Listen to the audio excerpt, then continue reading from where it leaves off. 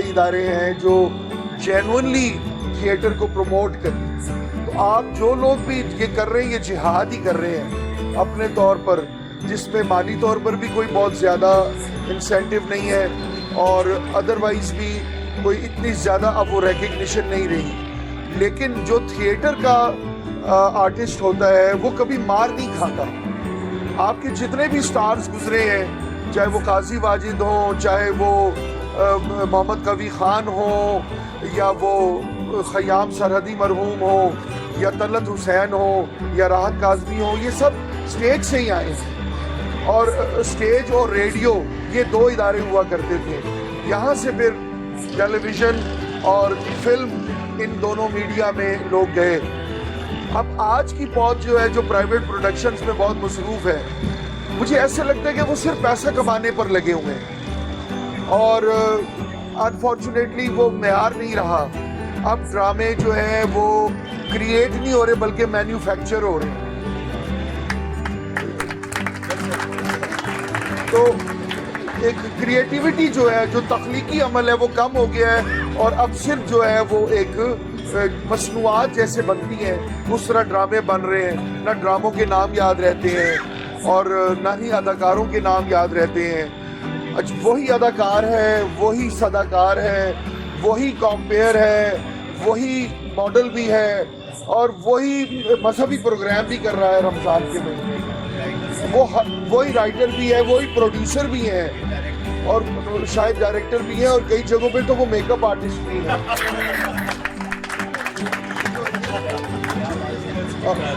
Make up وہ ویسے صرف لڑکیوں کا کرتے ہیں. تو یہ خیر ایک ضمنی بات ہے, ہر بات سامنے نہیں کرنی چاہیے. تو کہنے کا مقصد یہ ہے کہ ہمیں مل جل کر ایک بار پھر ہماری نئی نسل کو, اب ہم تو ایک اپنا وقت گزار چکے ہیں, ہم پھر بھی حاضر ہیں جہاں جہاں ہماری ضرورت ہے. میں خود سٹیج سے ہی آگے آیا ہوں.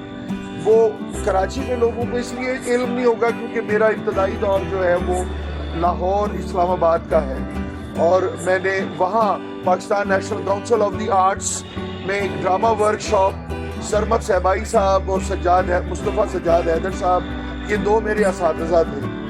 تو یہ دونوں تھیٹر میں لاہور میں اور پنجاب میں ان کا ایک نام تھا. اور government college dramatic club, government college ایک تاریخی تعلیمی ادارہ ہے, اس کا ایک نام ہے پنجاب میں بلکہ پورے پاکستان میں. تو وہاں سے میں نے انگریزی ادب میں ایم اے کیا.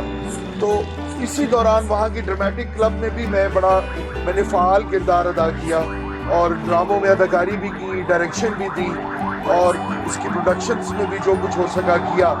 تو یعنی ایک جو بھی ہم نے ٹیلی ویژن پر ہمیں اللہ نے جو بھی تھوڑی بہت عزت دی یا مقام دیا, اس کے پیچھے تھیٹر کا بڑا اہم کردار تھا, اور اس کے بعد ریڈیو کا.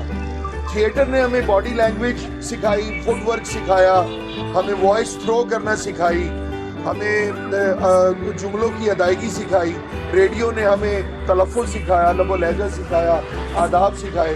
اب تو بے ادب لوگ ہیں, بے ادب اداکار ہیں, نہ کوئی لفظوں کی تمیز ہے. میں نے تو یہ کرا تھا, تو نے کیا کرا تھا, اور یہ اس طرح سے مطلب غلط وہ انڈین ڈراموں سے متاثرین ہندوستانی ڈرامہ ہیں بہت سارے ہمارے نوجوان, اور نہ ان کا تلفظ ٹھیک ہے, نہ لب و لہجہ ٹھیک ہے. تو ہمیں یہ بھی کوشش کرنی ہے کہ ہمیں اپنی زبان کو زندہ رکھنا ہے. اردو ہماری ایک خوبصورت زبان ہے, ایک قومی زبان ہے, اور گو کہ میں بائی برتھ اردو اسپیکنگ نہیں ہوں, میں پنجاب سے تعلق رکھتا ہوں, اور کئی میرے لہجے میں وہ پنجابیت آ بھی جاتی ہوگی جو کہ فطری بات ہے, لیکن کوشش تو کرنی چاہیے. تو یہ بھی ایک جہاد ہے. پہلے ہم لوگ, ہماری نسل یا ہم سے جو سینئر لوگ تھے, وہ اس کو ایک تربیت کے طور پہ لیتے تھے, ایک تعلیم کے طور پہ لیتے تھے, ایک مشن کے طور پہ لیتے تھے. اب تو ایک افراتفری ہے. اس افراتفری سے ہمیں اپنے نوجوانوں کو نکالنا ہے. یہ اگر فوکس ہم کریں گے تو انشاءاللہ اور بھی راستے نکلیں گے. کچھ ہمیں ایسے لوگوں کو بھی ڈھونڈنا ہے یا اداروں کو بھی ہمیں ایفرٹ کرنی پڑے گی کہ وہ ہماری اس کوشش میں ہماری مدد کریں. تاکہ ہم بالکل ڈی موٹیویٹ نہ ہو جائیں, ہمارا موٹیویشنل لیول جو ہے وہ ہائی رہے. تو میری تقریر شاید تھوڑی لمبی ہو گئی ہے. بہرحال میں آپ سے معذرت چاہتا ہوں کہ میں نے بہت زیادہ وقت لے لیا. میری دعائیں آپ کے ساتھ ہیں, جہاں جہاں میری ضرورت ہے میں انشاءاللہ حاضر ہوں آج بھی. جزاک اللہ. تھینک یو سو مچ. اب میں لاسٹ میں جو ٹیم کا کیپٹن ہوتا ہے ان کو بلانے سے پہلے میں شکریہ ادا کرنا چاہوں گا. عرفان میمن آپ کا بہت زیادہ, منیر بھائی آپ کا بہت زیادہ, ناصر بھائی کا بہت شکریہ. ناصر بھائی کھڑے ہوئے ہیں, وہاں آئے نہیں ہیں, بیٹھے نہیں ہیں, بہت شکریہ. ناصر بنیری بھائی آ کے بیٹھے ہوئے ہیں, بہت شکریہ. راؤ بھائی بہت شکریہ آپ آئے. اور سجوانی تھینک یو فار کمنگ. جملہ اچھا ہے, میں یاد رکھوں, پنچ لائنیں میرے پاس آ گئی ہو جائیں میرے پاس بولنے کے لیے.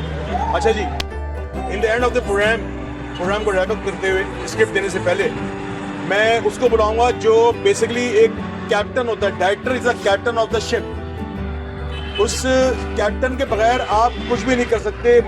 جو میرا ماننا ہے کہ ڈائریکٹر کے بعد, ڈائریکٹر کے علاوہ کوئی بھی نہیں ہوتا. Director is the man captain of the ship. کسی بھی آپ فیلڈ میں چلے جائیں, جو مین لیڈر ہوتا ہے وہ کیپٹن ہوتا ہے. اس کے بغیر آپ کچھ بھی نہیں کر سکتے, چاہے وہ اس ڈرامے کا ڈائریکٹر ہو چاہے کسی اور پلے کا ہو. لیکن جو اس ڈرامے کے ڈائریکٹر ہیں ان کے کریڈٹ پہ ماشاءاللہ اتنا سارا کام ہے کہ میں نے شاید جتنا بھی ان کے ساتھ میں نے کام کیا ان سے سیکھا بہت کچھ میں نے. اور مجھے یقین ہے کہ اس ڈرامے میں بھی بہت کچھ سیکھوں گا, اور انشاءاللہ مجھے امید ہے کہ ڈرامہ بہت ہی اچھا ہوگا. آپ سب کی بھرپور تالیوں میں نن ادر دین جمیل راہی.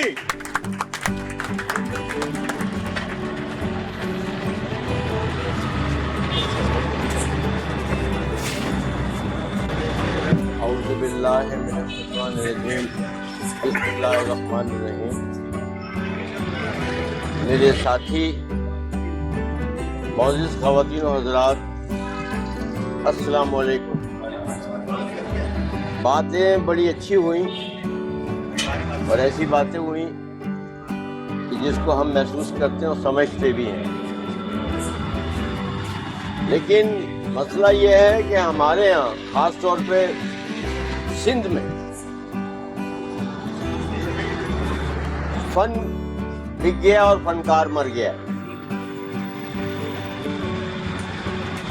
جن کے پاس فن تھا وہ آج بھی بیچارے بیٹھے ہوئے ہیں, اور جن کے نام پہ ٹائٹل, ہمارے اصل میں نام کمرشلائز ہے, فن کمرشلائز نہیں ہے. تو جس کے 4 دن ٹائٹل پہ تصویریں چھپتی ہیں اور اچھا پرفارم کرتا, بس وہ کہتا بس میں مکمل ہو گیا اور بس یہیں تک ہے سب کچھ. ایسا نہیں ہے.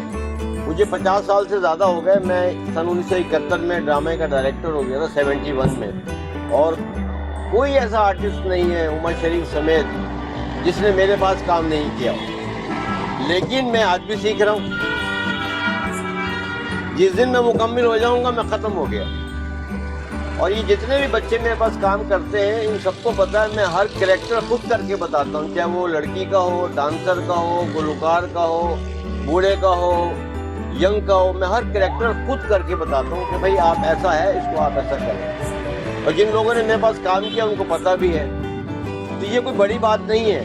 جب میرے ساتھ ایک نام لگا ہے ڈائریکٹر کا تو پھر میں خود نہیں بیٹھتا ریہرسل میں. آرٹسٹ بیٹھے ہوتے ہیں, میں کھڑا ہی رہتا ہوں جب تک ریہرسل چل رہی ہوتی ہے اور کام کراتا رہتا ہوں.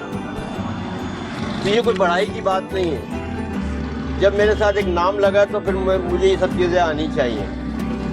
اچھا ہوتا یہ ہے کہ جیسے سیدوں میں بیٹھ کر نا لوگ سید کہلانے لگتے ہیں, ایسے بے شمار لوگ ہیں وہ سینئر لوگوں میں بیٹھ کر اپنے آپ کو بڑا سینئر بنانے کی کوشش کرتے ہیں. ایسا نہیں ہے. دیکھیں کام بولتا ہے. جو شخص بھی کام کرے گا اس کو کوئی شخص بھی ہے یہ نہیں کہہ سکتا کہ یار اس کو کام نہیں آتا. جو کرے گا وہ نظر آئے گا. اب رہا جاوید کی ممبرشپ کا تعلق, تو بھائی جاوید نے آج تک یہ اتنے لوگ بیٹھے ہیں ایسے لوگوں کے ساتھ کام کیا جنہوں نے اپنا مفاد دیکھا, جاوید کے لیے نہیں سوچا. لیکن آج میں ان تمام لوگوں کے سامنے کہہ رہا ہوں کہ جاوید میرے ساتھ آج کھڑا ہوا ہے, تو انشاءاللہ اب جب ممبرشپ کھلے گی تو جاوید ممبر بنے گا آرٹس کونسل. اس کی وجہ یہ ہے کہ جاوید کو اپنی حیثیت جو اس کی ہے وہ کسی نے سمجھی ہی نہیں, اس نے صرف اپنا مفاد